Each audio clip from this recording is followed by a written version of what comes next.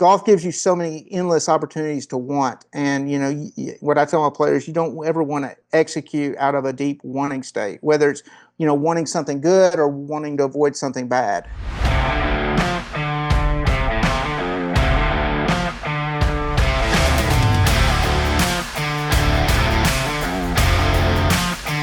This is The Tournament Code. Ward, appreciate you taking the time to join us today. Know a little bit about your background. We're going to talk about some of your mental work as well as swing work. Before we get to that, obviously, we have to quickly give a shout out and do what we do at the beginning of every episode, which is kind of an icebreaker with our sponsor, Putt View Books. They keep the lights on for us. And so what we do is we call it the Putt View Books opening tee shot. It's an icebreaker in the most normal sense of the word. Jack will give us a trivia question, a golf trivia question, and then we have to come up with the answer. Either you or all of us. We usually all put in a guess and then see how it is. So, Jack, with that being said, what do we have today? Since 2002, Augusta National has lengthened 14 of the 18 holes. What are the 4 holes that are their original yardage before 2002? Definitely 12. That's 1. 9? 9 has been lengthened. It's been I think all of them have been lengthened. Well, are we doing par 3s? 16. 16. All the holes count. Yeah, 16. Oh, okay, 1. Yes, 16. I would say is same spot. 7. No, it's not 7. 12 is probably same spot, isn't it? 12 is the same spot, so that leaves 1 more. Yeah. I definitely 14. know the holes it's not. 6. We already said 6. So so far we have 6, 12, and 16. There's 1 more remaining. 3. It is 3. That's its original yardage. Really? Very nice. Very nice. It's a diabolical hole. That's for sure. I don't want to chip a greenside there. Not at all. Well, Ward, tell us a little bit about your background, just in terms of everything you do, and we'll kind of dive into some of the facets as we go along. Yeah, guys. Well, thanks for having me on. And I know you had a lot of incredible guests with a lot of incredible insights. So it's great to be with you guys. Yeah, my journey into coaching has definitely not been a linear track. I kind of tell the story that Steve Jobs did a famous commencement speech at Stanford years ago, and one of the points he made is that the dots in our life sometimes are really hard to connect, especially in real time. But sometimes we have the privilege of looking back and seeing how they connect, and that's definitely been true of me. I grew up as a kid who was initially different from my peers in the fact that I was a person who stuttered. And so, that's definitely one of the first, childhood memories that I have. And, the second probably initial childhood memory I had was being good at golf when I started, especially in relation to my peers. I was a little different in speaking, and I was a little different in terms of being a little better than my peers in terms of golf. I grew up in Paducah, Kentucky, and had the privilege of being able to be exposed to world-class golf super early, in the fact that Russ Cochran was he's a veteran PGA Tour player of 25 years, and he lived around the corner from me. And my uncle kind of got me started, but introduced me to Russ, probably when I was like 10 years old. And Russ was probably, in his late 20s at the time, playing on tour. And he just kind of took me under his wing. Every time he was in town, he'd hit balls with me. He'd go out and play with me. And I was just eat up with it. And, early on, I actually got to travel with Russ. My aunt and uncle lived in Memphis, and it's the closest tour event. So every summer I would go, Russ would actually drive me to Memphis, drive me to my aunt and uncle's. And every day I'd go out to the TPC Southwind there and watch him play in the St. Jude Classic.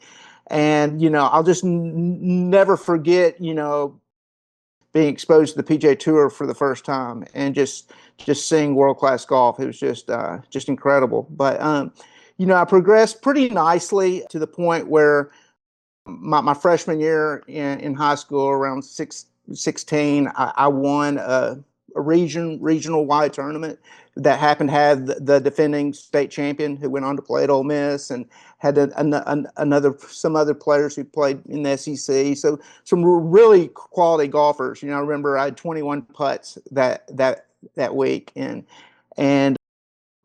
something happened to me 2 weeks later in just a regular high school match. I got over a 2-foot putt, and for the first time in my life, I just had an experience of negative thoughts that I had never had before.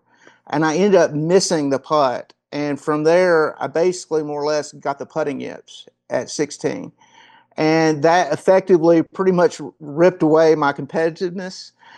I was able over the next 3 years to piece it back together enough to walk on my college team at Sanford University. Played a year there, but from a competitive standpoint, I was pretty much toast, and I moved on to other things.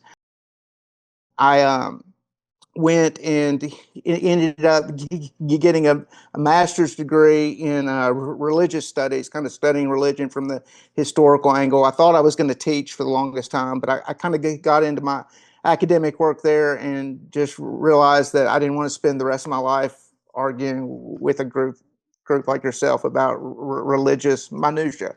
So I kind of had to pivot out of that. I ended up finishing the master's degree. It was a long degree, but once I got out, I kind of had to figure out, okay, now what am I going to do with my life? And it was during that process, I'd always loved the PGA Tour. I had some connections out there. Another Kentucky guy, a guy named Josh Teeter, who I think has been a guest of y'all. He was a buddy of mine. He was playing on the Nationwide Tour at the time. He had a caddy, but I knew if I went out there, I could kind of travel with Josh and his caddy and kind of learn the ropes. So I basically hit the road cold turkey and joined the circus of caddying, trying to work my way onto the PGA Tour. I had 2 solid years of that. Awesome experiences. Got to meet players like the first tournament I ever caddied in was Keegan Bradley's first professional event in Valdosta, Georgia, and we were paired with him. Funny story there. I picked up a Monday qualifier. I caddied in the Monday qualifier, and I was out there the Sunday before, and I met this guy named Tim Turpin, and I had business cards made up, and I gave them to Tim, and we went out there. We doubled our first hole. Rory doubled his yesterday too. Doubled our first hole, and standing on 18T, we were 10 under par for the day. 3 ahead of Keegan Bradley in the qualifier. So my caddy career got off to an awesome start in that Monday qualifier. It's a nationwide event. Went on to do that a few years. Met my wife to be and decided that caddying on the Nationwide Tour, not having Phil Mickelson's bag at the time probably wasn't a great career trajectory for me. I'd met my wife to be. We wanted to settle down, have a family, all that good stuff. So I again pivoted back to my hometown of Paducah, Kentucky. But before I finally quit caddying, I had one event left, and a guy named Brendan Todd he was a young pro, All-American out of Georgia. He had gotten my name as potential to caddy for him in a nationwide event. Brendan had just lost his card from the tour, so he's coming back down to the minor leagues. I connected with Brendan and said, "Yeah, I've got one event left. Let's do it." So I caddied for Brendan.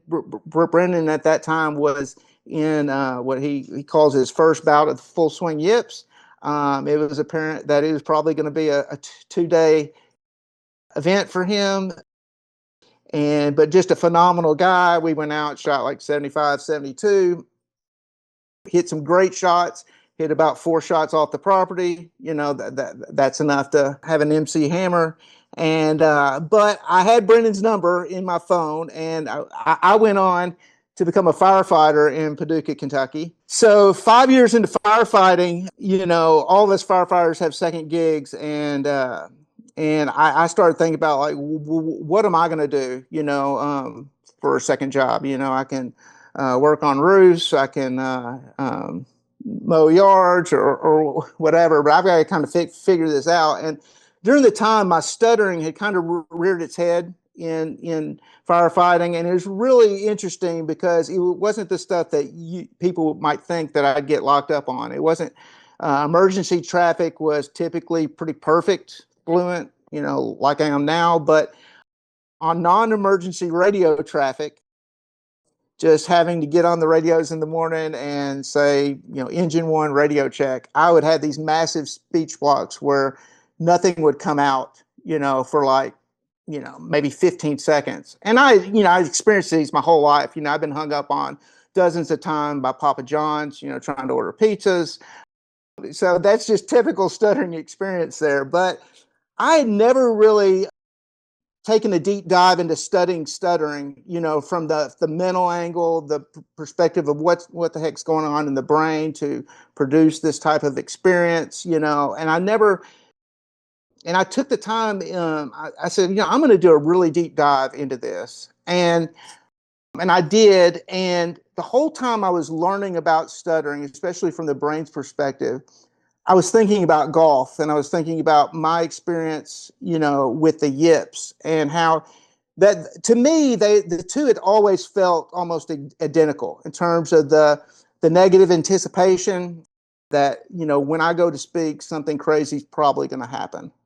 And how that led to disfluency, how that led to avoidance, how that led to substitution, and so the whole time, I'm learning about this. I'm like, look, I can put this into a system to help golfers, deal with performance anxiety in golf, and this is the information that I needed when I was 16 years old, and so I put it in a little system, and I told my wife, now I just got to find someone to share it with, and lo and behold, Brendan Todd had gone on from that time I caddied to him to win on tour.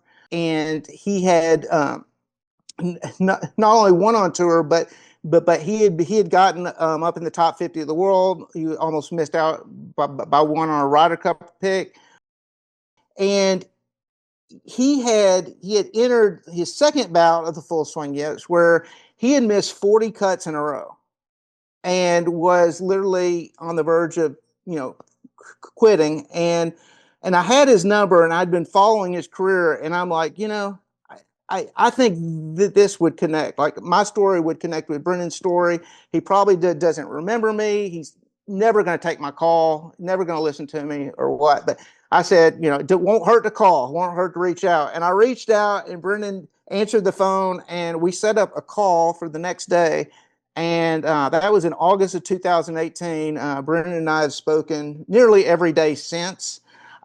And he's gone on to get back in the winner's circle, not once but twice. Almost won 3 events in a row in 2019, and has been more or less a staple, relevant competitor on the PGA Tour ever since. So, from that experience, it kind of opened up the floodgates in terms of just doing mental performance coaching with PGA Tour players. Have had the opportunity to work with some NFL kickers, a lot of high school baseball pitchers. Just so sorting out how do we bring order to chaotic environments. And so yeah, that's my story in a nutshell. No, that's an amazing story. I knew some of the specifics about you being a firefighter and then working through Brendan Todd's Full Swing Yips, but I definitely didn't know the specifics on that. I would like to get into some more of the specifics on your coaching philosophy and developmental programs, and why you don't believe in mental training, and why you refer to the invisible part of the game as the cognitive game of golf. Absolutely. Well, I kind of joke I'm a mental coach, but I think more times than not, when people think about mental coaching, they think about attitude, which is important. They think about right thinking, which is important. But the mental game to me is about more what I call kind of the cognitive side of things, and that's the information processing thing. Every experience we have in life presents itself to us in terms of information. And is either information in terms of like what we're experiencing is taking us closer to our goals or further away, which impacts our emotions, right? How we feel, our satisfaction levels. And so I'm always looking for ways to smooth out that information processing. And so my coaching has never been what I call head up. It's not like I'm sitting just in an office with a player talking about, how they're feeling or their attitude. What we're doing is we are diving into the scenarios that matter to them, right? The make or break scenarios where if they don't smooth it out, their golf career is likely going to be cut short. And so by that, we take, a look, I was forced to become more or less by experience a student of what I call voluntary movement. And voluntary movement is just what I call any movement that has to be self-initiated. And the thing about us as golfers, every single move in golf is self-initiated. Who summons every movement? We do, right? It's different in kind of a cool way from, it's kind of like the baseball pitcher versus the baseball center fielder. The baseball pitcher can control when he starts and stops. The center fielder, basically, once he steps out of that dugout to go on the field, he's reacting to that ball coming towards him. When he's running and has, over 200 feet to throw the ball, it's a totally different mental experience than the pitcher, right? Having to start from scratch. And that's where, we get into kind of the uniqueness of golf is that every move is starting from scratch. And, that has its benefits and that has its down points too, right? And so a lot of our, my mental coaching is, it's what I call a camp out more or less on the preparation aspects, the practice aspects, and, the processing aspects in terms of, on course, how we're dealing with distractions, how we're identifying our challenges, how we're shaping our practice in relation to what we're experiencing on the golf course. Could you maybe talk more about how you go about coaching a golfer being self-reactive, or a pitcher or a kicker, and how you implement that teaching into their game? We got to look at it, from the big picture brain perspective. I think the brain takes into account two basic things when it's deciding how we're going to move. First and foremost, the brain is predictive rather than reactive, meaning before we ever intend to make a voluntary movement, the brain is already scanning the environment to determine what kinds of moves may be appropriate in that environment. The illustration I give is like, when we're driving a car, the brain knows that we might have to get on the brakes. And the reason why we're able to unconsciously get on the brakes is that, information comes through our senses, and the brain captures that, in rapid time. And it knows that that's a possible option before we're even, all this is kind of underneath the hood type stuff. But, and it's only we become conscious of getting on the brakes after we do it. And it's kind of like in golf, when we're in a scenario, the brain is drawing on number one source is memories, right? We have a host of procedural memories in golf. We have a host of emotional memories. And the brain is drawing on both of those to determine, Jack has a chip shot, this is what's on the line, right? This is how it went last time and the time before and the time before. And this is some options. Jack can move fluently. Jack can move disfluently or somewhere in between, right? So, and then the second source the brain's taking into is what I call the kind of the real-time inputs. And those are more the things in our process. When we're over the ball, what kinds of information are we basically sending back to the control center? And if you think about it, in golf, I tell people the bad news is that it is time related. So it's kind of like with me speaking, if I'm in a speech block and have like an hour to get something out, I'm probably going to be able to go at the rate that I want to go at and be smooth, right? But, I tell people, everyone gets in a speech block, everyone gets 2 seconds of normal. If I go to say something and nothing comes out for 2 seconds, you guys aren't going to think twice about it. But once you hit, but usually about that third second on, things start to get weird. And it's kind of like that in golf. If you start, I use 1 to 10 scales a lot. And if you start, at an 8 nervous, an 8 level of distraction, an 8 level of discomfort, it's really difficult to go from an 8 to 0 in the time frame that we have in golf. So that's the bad news, is that the time related aspect. But the good news is, from the brain's perspective, you don't have to get to 0 to be in a state of positive momentum. You may only need to get from an 8 to a 6. And the brain is like, okay, I got something I can work with here.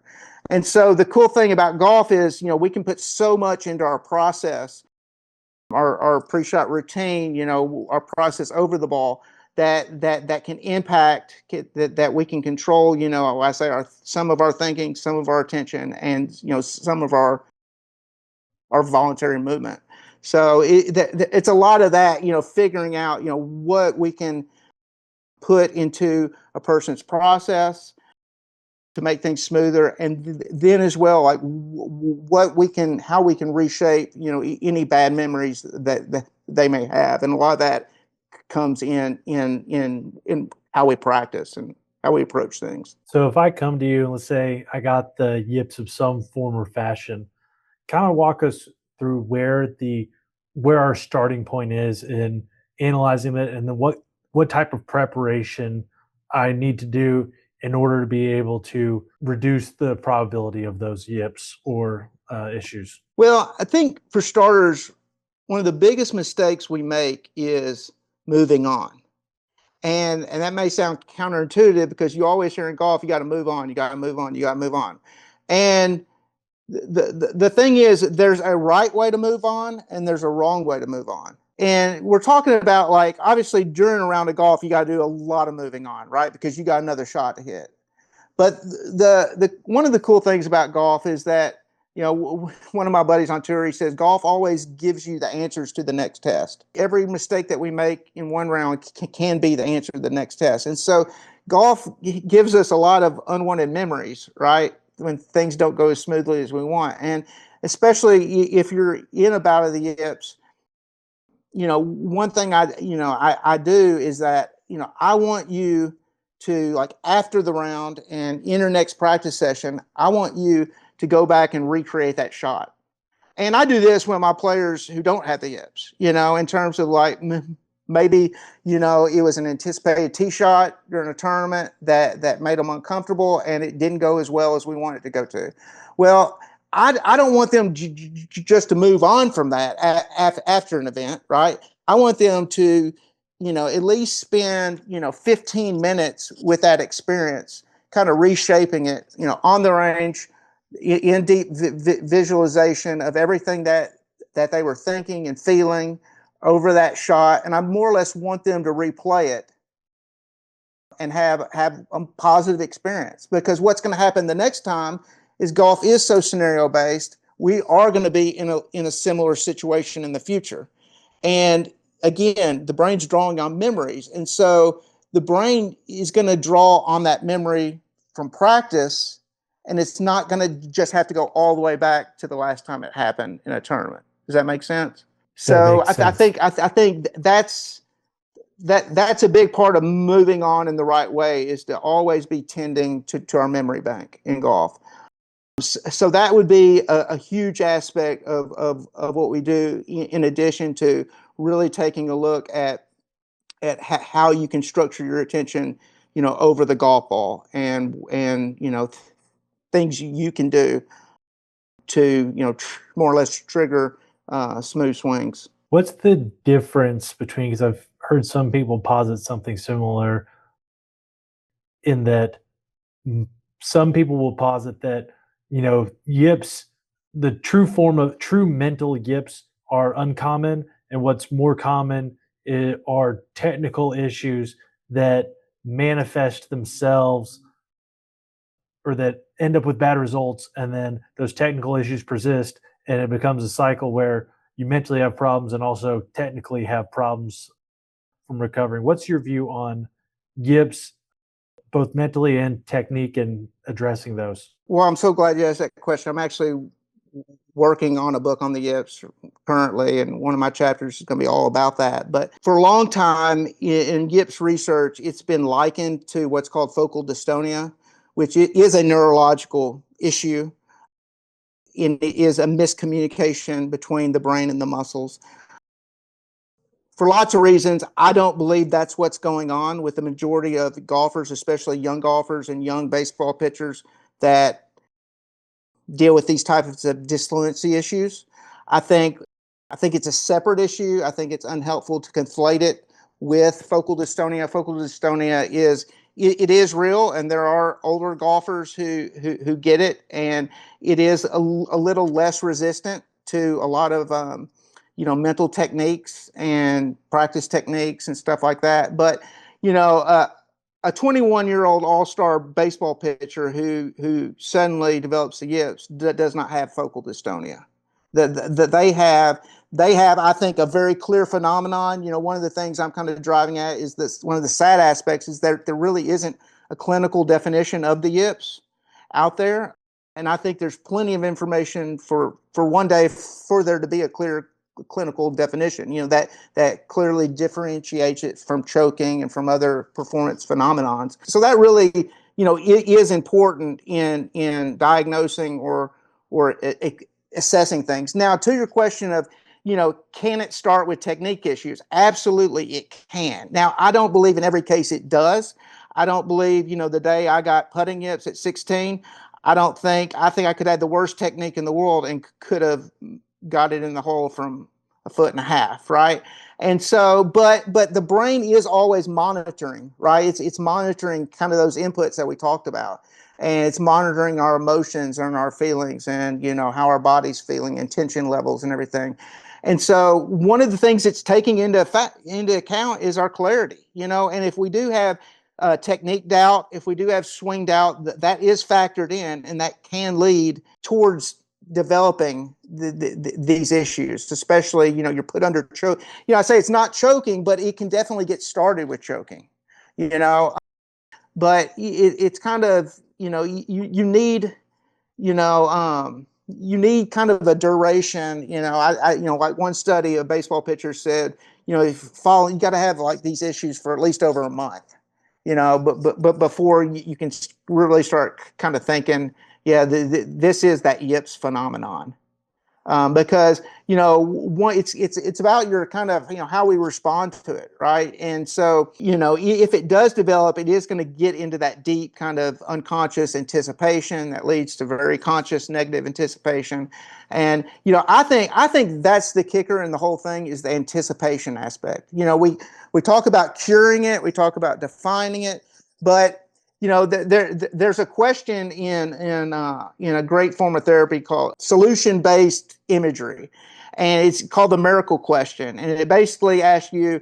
if you go to sleep tonight and a miracle happened and your problem was taken away, what would be the first sign when you woke up that your problem was gone? And like for me, it's easy. Like for stuttering, it wouldn't be like anything that you all would see, but it'd be a feeling that, hey, when I go to key up that radio, nothing crazy is probably going to happen. And, so it's just that neutral to positive anticipation, that we experience in golf, right? We stand over a shot and we're not really thinking negatively, right? We don't have that negative dread that something crazy is probably going to happen when I go to initiate this golf swing. It's just kind of neutral to positive anticipation. And, in terms of curing it, when that's gone, you're cured.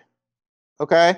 And that can stay away for years, and it may not ever come back, but it certainly can come back. And, but the key is once you understand it, you're in a lot better position to strategize against it. And that's more or less my message. It doesn't have to be that domino effect that, the 16-year-old gets the yips and he never develops into an elite player. Or that pitcher, never pitches again, or the golfer, is never heard from in a playing sense again. One of the most famous stories about overcoming the yips in the last few years was Luke Glover, who had the putting yips pretty bad, and then he overcame that and won on the PGA Tour, I believe, multiple times. I know you've worked with him before. What did you guys do to help him overcome the putting yips? Luke is a dear friend of mine. I super proud of the work we did. We got him back into the winning circle. I had 2.5, 3 great years with LG, and we got him back into the winning circle. I'll always kind of feel like an idiot because I always want to know like everything a player has done to deal with the yips, and it's just something happened in communication along the way. I had thought he had used the broom putter, and he hadn't used the broom putter. But we fought it. We fought it a long time. I say we smoothed it out. Conventionally, more or less conventional style, to the point where he was making the playoffs, he was contending, but he was still battling it. And we were kind of, I was pushing him in the drastic direction of putting left-handed, and I actually brought a left-handed bullseye to Memphis. The year where we were right on the cutoff line of making the playoffs, and he went on to finish 5th that week. And we addressed it a very process oriented way. But he had a couple occasions that week, and and so anywho, we moved on. And looking back, I kind of definitely feel validated because Lucas said that he had finally decided that he was going to make a drastic change, and it was either going to be the long putter was going to work or he was going to putt left-handed. And thankfully for him, the broom putter was such a drastic difference that we had talked about, like, you got to figure out a way to give yourself that experience of doing something for the first time. And also, I always was telling him, like, my goal is to get you to be able to go to the grocery store without thinking about your putting. And thankfully, for him, and for other players, it's a weird thing because it doesn't work for every player, but it was enough of a drastic difference in motor skills. It was almost like doing a different task, right? That it was enough to just kind of reset things. And the coolest thing about what Lucas said is that his miracle moment, or the moment he knew that his problem was solved and gone, was in qualifying for the U.S. Open. Here's a U.S. Open champion, and he's out trying to qualify for the U.S. Open, and he's got a 5-footer to basically make it into the U.S. Open, and he missed it, and he was putting with the long putter, right? But he said that was his aha moment because it was just a miss, and everyone misses putts. But everyone doesn't experience the putting yips. And he knew after that regular miss that his problem was solved. And, so that's kind of the story there. That's interesting how you described that in terms of the anticipation determining whether or not you have that anticipation can let you know whether or not you're cured from it. And it's funny, given that all 3 of us on this podcast have some form of the yips. Cooper probably the most over it of all of us. Cooper has had the putting yips. I've had them pretty bad in tournaments. I've used broomstick, arm lock. Right now I'm using arm lock, but broomstick helps. Sorry, Daniel. Yeah. And Jack has the chipping yips. I have the chipping yips. And for me, actually, I kind of told you my background. Told you I played, got injured, stopped playing, didn't pick it up again for a while. One of the things Cooper makes fun of me for is kind of how I got over. I had what I would call full swing yips. And it happened when I was in college. I got injured, and I had a two-way miss, an extreme two-way miss where I couldn't keep it on the planet. And so, like, after I got injured, it was just all over the place. And I could sometimes, like, scrap something together, but there's never a chance that I was going to really play could golf. I was a king of making 25 footers for bogey, and it was decent at doing that. But everything else was, off the planet one way or off the planet the other way. So once I stopped playing, didn't mind again. And as I said, that third year of law school, I went out to play in St. Simon's, and I was hitting it off the planet again. And that's when I was like, okay, even given 5 or 6 years of not touching a club, this problem still persists, and I still have this scar tissue of just this scar tissue of when I get to the top, especially with driver, it was like, oh man, which way is this thing going to go? Is it going to duck left, or is my wrist going to feel like it's completely cupped and it's going to go 5 miles right? And this terrible feeling at impact. And so the way that I got a completely new sensation, which, as I said, Cooper makes fun of me for, is I switched over to the super big grips, the jumbo grips. I switched over to the jumbo grips, and it was a completely different sensation. And so I came back that third year, and I was a legitimate 12 handicap. By the time within a year later, I was down to 12 handicap, missing both ways. By the time I got back, I was down to a 2 handicap who's playing pretty solid. And even at one point, I was a 5 handicap, and in my club member, I was a legitimate 5 handicap, keeping all the scores everyone had watched. In my club member, I shot a natural 2 under, so a net 65, all on my own. And pretty much besides that and 2 other holes from my team, from another guy on my team, I put up all the scores for that. And for me, like, I hadn't thought about it necessarily. Eventually I switched back to mid-size and normal grips and haven't really thought about it much. But what I told Cooper is, honestly, man, it's just kind of fun. Like, I don't have the scar tissue anymore. Like, when I swing, I don't feel anything similar to what I used to feel. And I never put those two kinds of things together, and that you change the stimulus and then the reaction in terms of how you respond to that stimulus can change. What sort of success have you seen? Let's break it down, if you don't mind, or at least try, on full swing. Putting, we've kind of already covered what sort of stimulus you can put in, changing it up drastically so you feel something different. But on full swing and chipping, what other sort of stimuli have you seen that where you make a drastic change or make some sort of change to how you're doing things? And as I call it, maybe you have another term for it, kind of bypass that scar tissue and heal it. Yeah, well, change is the key word, right? No one has ever done anything about the yips without changing something. No one's breathed their way out of the yips. No one's relaxed themselves out of the yips. No one has gone back to the fundamentals of solid thinking, focused on their target out of the yips.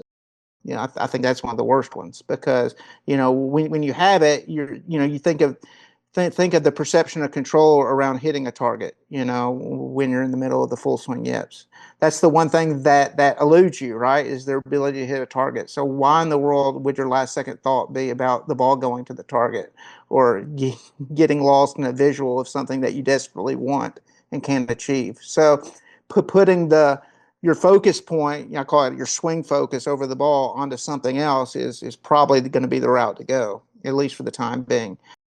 But it is change, and ultimately we can change the way that we think about how we're swinging the golf club, everything from setup to delivery. There's a lot of options there.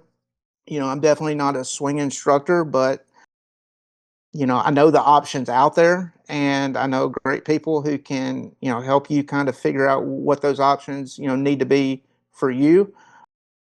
Same holds true with chipping technique. Chipping is, I call chipping probably the most knowledge-oriented part of the game, right? You have to, because we're always adjusting on chips, especially with modern agronomy, how things are mowed so tightly and playing from collection areas. You mentioned St. Simon's, at the RSM last November. I still remember one of Brendan's old teammates at Georgia who he's a mid-am now and has a great job and probably plays more golf than all of us. But but he was talking about having the chipping yips, from these collection areas. And I was watching it, these shots, and it's just like, I heard Colton O said, like, everyone at Whisper Rock has the chipping yips. And so, it makes sense because, it requires so much precision and there's so many options and you're having to think through it. So ultimately, when it comes to the change, we can change, how we approach our technique, think about our technique, practice our technique, what technique we land on, what technique feels most comfortable. Under pressure is the key word. And basically, which technique or aspect of the technique do we feel the most control around? For some, it might just be a backswing thought is enough to brush the grass. A great story I had, I was more or less, dealing with some chipping yip issues, and I went and took a lesson from my buddy who's a phenomenal short game instructor. And he said, Ward, you just get the sense of brushing the grass. And I kind of laughed. I said, look, dude, if I could brush the grass, I wouldn't be here. I can't do it. I said, you're going to have to give me another thought. He said, okay, well, just do this on your backswing. And what did I do? I felt like, well, I can do that. And what did I do? I brushed the grass. So I got what he wanted. I just didn't get there in the original way he prescribed. And that's so much of golf, right? It's like figuring out kind of that process of how we get, how we get to a good spot. Is just that endless kind of figuring things out in golf. So, we can change our technique around those things. We can obviously change a lot of aspects of our process, what we're thinking over the ball, how our attention's structured, where we're going with it. What I tell people is that, if you're over a shot, it's not enough just to know you're having a negative thought and a bad feeling and an unhelpful feeling. You better know where you're going to go and how to get there, and it better not be your first first rodeo, right? Rory talked about it, at the Players Championship, and obviously, after yesterday's, historical round at the Masters, he was nervous, right? And those nerves, I'm sure, came with a flood of negative thoughts, and Mr. Don't was probably very loud. And so I'm sure, he fought it and, had those keys that, whether it's just, I'm going to move my attention away from the wanting of the moment onto solid or something like that. It's just golf gives you so many endless opportunities to want. And, what I tell my players, you don't ever want to execute out of a deep wanting state, whether it's, wanting something good or wanting to avoid something bad. So, we can look at our process, and then, and the third aspect is, like I said, we can change the way we practice. We can change the way we practice. We can reshape, do powerful work on our memory bank in practice and how we're just processing things off the golf course, So, when I was 16, the internet wasn't even real, and I didn't have access to, information that, hey, there are professional athletes out there, who had this phenomenon and have gotten through it. Some have gotten through it, some haven't. But, I'm not, it's not, the thing is that, and this relates to all golf struggle, it's not personal, right? It's human. And I think, one of the biggest mistakes we make in golf is making everything personal, right? It's like you're having a negative thought, well, something, I must be mentally weak. And that's not what it's about at all. This is just a human phenomenon that, put in under the right conditions, this is how the body can respond. And it's up to us to kind of understand it and again, strategize against it more or less. The book you're working on, when do you plan on it coming out? I'd like for it to be out tomorrow. I've been working on it for years now, but I think we're close. I think we're close. It's going to be called Untangling Golf's Four-Letter Word. So, yeah, I think we're very close on that. Excellent. When it comes to coaching, I know at least it seemed like from your website. Tell us a little bit more about your work. I know you do some mental work, and also seems like you do on the course work with players. What does working with a player look like for you? I spend a lot of time, on the course, especially with my tour players. They all come and see me. I go to about a dozen tour events a year to spend time with me. I definitely want to get eyes on them, what they're doing. We do a lot of videos back and forth. I'll give them a game to do and a process to go through, and I'll have them, get their tripod out, whether high school golfers, college golfers, on tour golfers, and basically, film themselves doing it and send it to me. And, what I tell people is that where a swing instructor works primarily off of what they see, I work primarily off of what I hear and the ongoing kind of conversation we have around, what's irritating them and, how we're going to get through it, how we're going to smooth out the rough edges more or less. So it is very conversational driven, but it's also very strategic driven. With some players, we camp out a lot on course management, target selection, teaching players, just, young players, how to fly a wedge and, why that's important, and, how to think about wind and how to think about targets and how to think about, strategy. It just kind of depends on the player where we end up, camping out. For some, it's just how to deal with distractions. For some, it's just how to process, bad results. But everyone is getting work, to process things better, to practice better, and to do things on the golf course that help them be in a more comfortable spot to achieve their best. Very cool. Well, you'll have to let us know when your book comes out. If people are trying to work with you, where can they find you? The easiest way is just through my website. It's wardjarvis.com. I'm on Instagram and Twitter or X now at WJarvis Coaching. And just like I said, just feel free to reach out and we can get something going. Perfect. Well, the last question we ask every guest is the same. For you, it's a two-parter, which I'll lay them both out. First, if you could go back to yourself as a junior golfer and tell yourself just one thing, what would that one thing be? And then likewise, if you could just tell a junior golfer just one thing, what would that one thing be? For my case, like growing up, I feel like I was exposed to what world class is. So I would have told myself, learn about the yips before you quit.